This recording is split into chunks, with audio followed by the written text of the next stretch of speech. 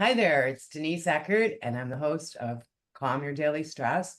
And I love coming on here and sharing different techniques and ideas to help you lower your stress and create a happier lifestyle. And today I've got Rachel Saunders, who is the founder, innovator, and health and wellness expert, committed to helping women 30 plus achieve vibrant health and simple and practical advice. She's the CEO and co founder of Routine, a modern wellness brand offering science backed supplements and at home lab testing. She's also the podcast host, investor, a digital creator on social media, and she has the newsletter Glow and Elevate, where Rachel provides practical tips for improved stress, weight, sleep, and productivity. Well, welcome, Rachel. Thanks so much for having me. Excited to be here. Rachel, I'd like to know what intrigued you to get involved in doing this kind of work.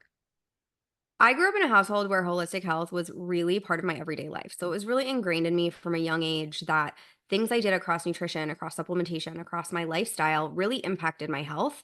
And I took that with me and kind of fast forward to early in my career, I was working in finance on the healthcare technology side of things, and my body started breaking down where I was dealing with stress, I was dealing with burnout at an age that I shouldn't have been feeling the way that I felt. But I went back to the holistic health side of things and really started with supplements. But I went to the supplement aisle and was just overwhelmed.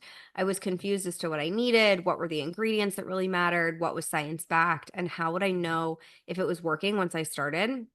And that's really when I had this light bulb moment where, on one hand, in my day job, I'm seeing all of this technology advancement in healthcare really making a difference in patient outcomes and how people are feeling, but not seeing the same scientific data driven rigor on the holistic health side.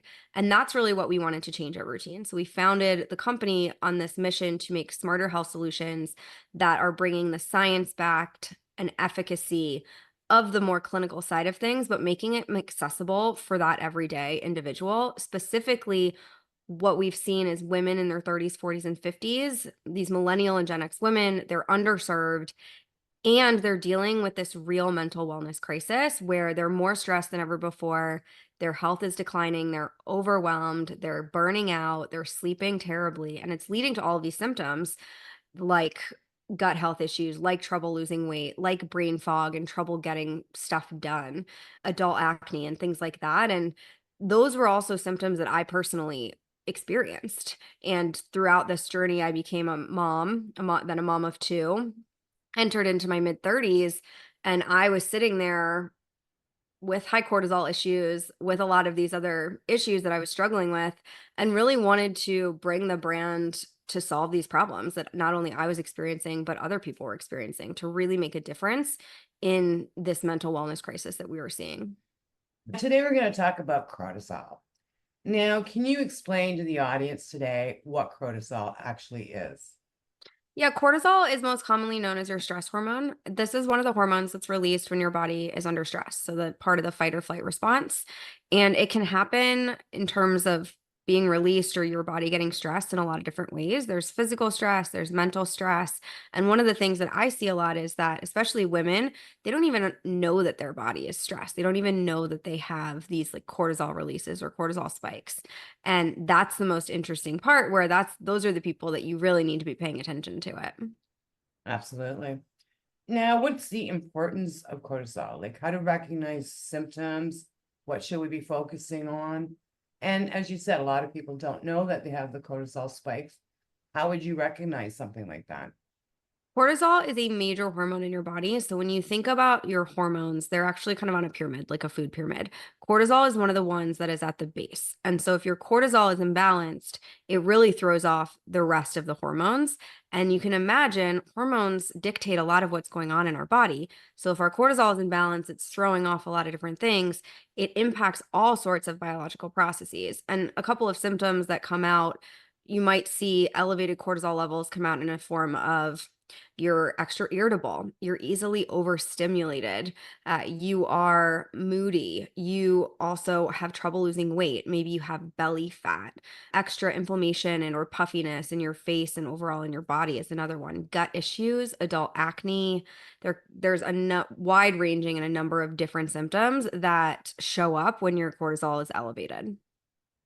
Now, how can we test this? Because I know for myself, I thought this was an issue in my body. So I went to my doctor and I got the test where you go, I don't know, is it in the morning and in the afternoon? And everything was fine. Every time I go to these tests, everything is fine. But I know deep down it's not fine. Mhm. So how does your test differ from that? Yeah, it's a great question. There's a lot of different ways to test cortisol. The ones that I like the best are saliva based and they're testing throughout the day. And the reason that this is really important is your cortisol is supposed to follow a rhythm every single day. It's supposed to be high in the morning and then go down throughout the day to be the lowest at night to allow your body to produce melatonin and fall into a good sleep. A lot of us, that doesn't happen.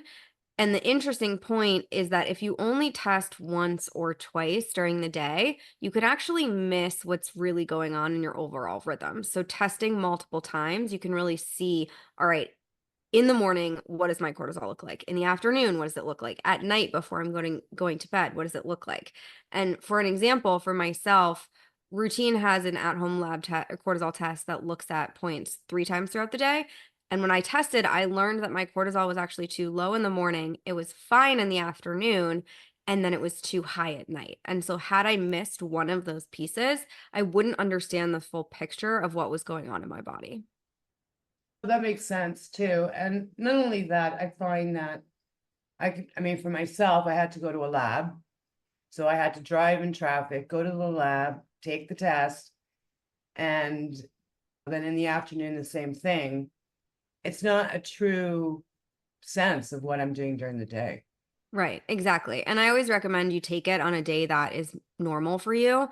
And taking it from home is really much easier, right? So if you're normally really stressed, you're rushing around in the morning, you're trying to get your kids out the door, then you're going to work, then you're making dinner, you're doing all the things, like that's a great day to take it. What is your normal rhythm looking like? What does your normal cortisol look like?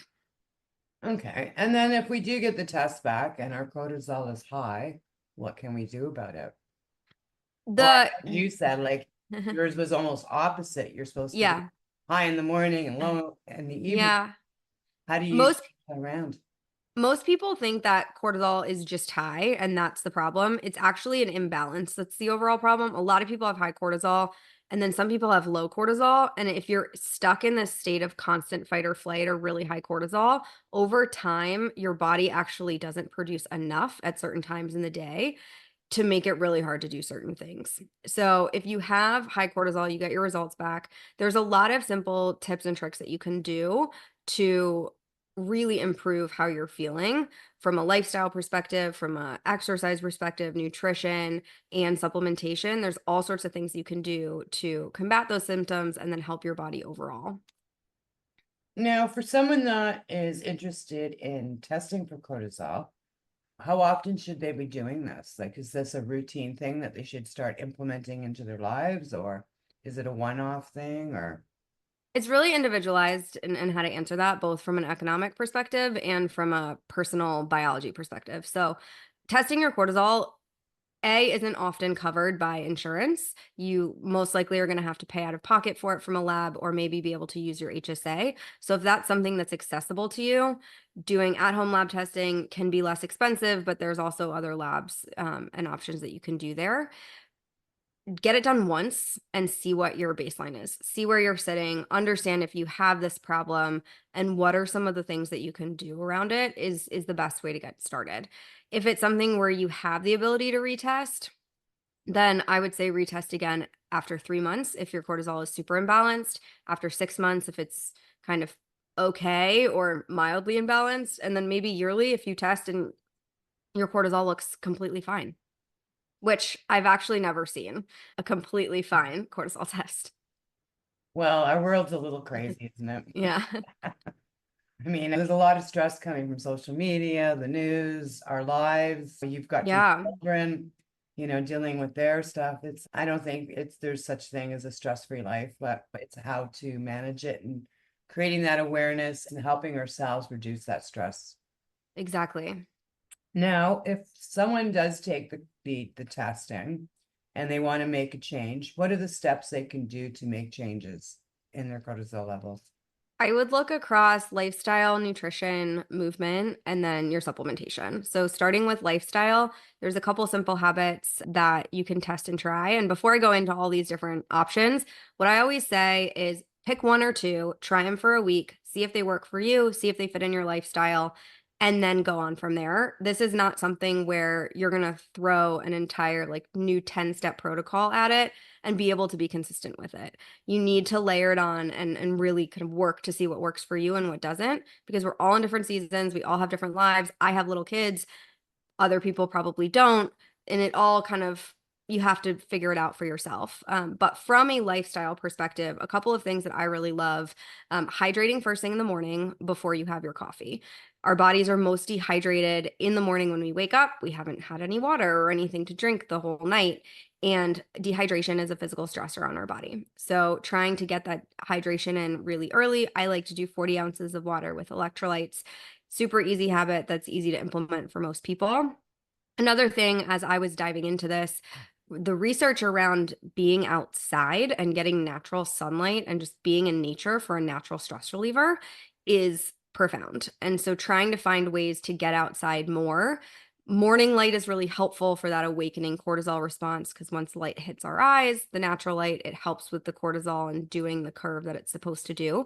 But even throughout the day, if you can go outside for 5 minutes during your lunch break, or walk your dog outside, or try to work out outside instead of in a gym, those can all be really great things. Those are a couple lifestyle things. And then sleep really matters. So figuring out your sleep routine, putting your phone down 30 minutes before bed, avoiding that blue light, but trying to be consistent, getting the 7 to 8 to 9 hours of sleep a night, and paying attention to everything you're doing before that time you go to sleep, so you're not having trouble falling asleep or waking up in the middle of the night, is really important. Nutrition plays an incredibly large role in cortisol, and most people don't realize this. Whereas if you're eating processed foods and really high sugar foods and constantly spiking your blood sugar, the insulin that's needed then spikes your cortisol levels. And then you actually enter into this cycle where there's more insulin, there's more cortisol, more cortisol, more insulin. And then you get cravings for the junk food, for the processed food. And so trying to eat whole foods and really paying attention to your protein intake is really helpful here, because it helps you stay satiated, but it also helps stabilize blood sugar. For me, I like to try to do 30 to 40 grams of protein in the morning, and I'm not an intermittent faster. The research is varied on this, but for people with high cortisol or cortisol imbalances, regular meal timing has been shown to be a better option over fasting. From a workout perspective, a lot of people, and I was one of them, when they're trying to lose weight or get rid of that belly fat, they increase their cardio. So they're doing a lot of high intensity cardio over the course of the week. And it was recommended to me after I took my test, talking to our clinical nutritionist. She's like, hey, swap out most of that high intensity cardio for strength training and walking. Still do it occasionally, a couple times a week if you really love it. But I started adding 3 to 4 weeks of strength training in and getting kind of 8 to 10K steps a day. And that's made a huge difference in my weight management journey. And the last is supplementation. And this is kind of where we come in. So our products are all adaptogen blends. They are formulated to work really quickly. So most people are feeling benefits in about 20 minutes. And happy to go into the formulations, but for stress, a couple of the adaptogens are ashwagandha and rhodiola. Our sleep is actually melatonin free, which allows it to be better for daily use and for people who have trouble with melatonin. And then our focus is really, I call it my nature's Adderall, where I can really take it and get all my tasks done, whether it's cleaning my house or getting all the things I need to get done at work. Okay, so Rachel, I understand that you've got a newsletter. Can you talk about that a little bit? Yeah, I launched our the newsletter about a couple months ago, like 3 or 4 months ago. We've got over 15,000 folks tuning in every week to get that newsletter in their inbox. It's called Glow and Elevate, and it shares simple tips, tricks, and tools across improving cortisol levels, stress, sleep, productivity, and a little bit behind the scenes in terms of brand building and what it's like to be a mom of two while scaling a startup. I would love everyone to check it out, and it's really easy to find. You can actually find me on Instagram at Rachel Soap Sanders, and all of the information around the newsletter can be found there as well. Okay, great. Well, we're going to wrap this up. So, Rachel, what are your final words of wisdom to share with the audience today?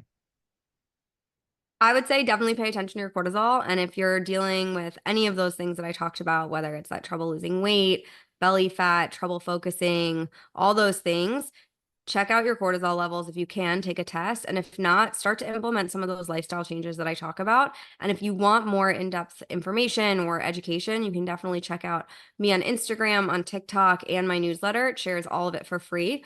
A lot of great tips and tricks that you can find there. Okay, wonderful. Well, thank you so much for your time today. Such great information, and giving you a gentle reminder to slow down and enjoy life. And I'll see you in the next episode.